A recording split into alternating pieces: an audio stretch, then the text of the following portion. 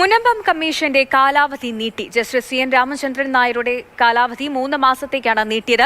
മന്ത്രിസഭാ യോഗത്തിന്റേതാണ് തീരുമാനം. പ്രശാന്ത് കൃഷ്ണ ചേരുന്നുണ്ട് വിവരങ്ങളുമായി. പ്രശാന്ത്, 3 മാസത്തേക്കാണ് കമ്മീഷന്റെ കാലാവധി നീട്ടിയിരിക്കുന്നത്. ഇതേത് സാഹചര്യത്തിലാണ് ഇങ്ങനെയൊരു തീരുമാനം?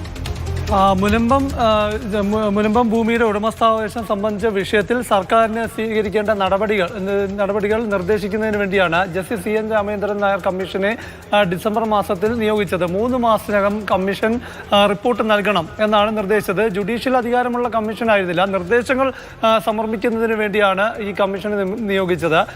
പക്ഷേ ഈ 3 മാസം തികയുന്ന അവസരത്തിൽ ഈ സർക്കാരിന് മുൻപാകെ നൽകേണ്ട നിർദ്ദേശങ്ങൾ ഈ സമയപരിധിക്കുള്ളിൽ കൊണ്ട് കമ്മീഷന് പൂർത്തിയാക്കാൻ സാധിക്കില്ല എന്ന് മനസ്സിലാക്കിയിട്ടാവണം അടുത്ത 3 മാസത്തേക്ക് കൂടി 27/2/2025 മുതൽ 3 മാസത്തേക്ക് കൂടി justice C N Ramachandran Nair കമ്മീഷന്റെ കാലാവധി നീട്ടിക്കൊണ്ടാണ് ഇന്നത്തെ മന്ത്രിസഭാ യോഗം തീരുമാനമെടുത്തിരിക്കുന്നത്. അതായത് അടുത്ത 3 മാസം കൂടി അവിടെ മുനമ്പത്തെ ഭൂമി പ്രശ്നവുമായി ബന്ധപ്പെട്ട കാര്യങ്ങൾ സർക്കാർ സ്വീകരിക്കേണ്ട നടപടികൾ എന്തൊക്കെയാണ് എന്ന കാര്യം പഠിക്കുന്നതിനായി കമ്മീഷന് സമയം അനുവദിച്ചിരിക്കുകയാണ്.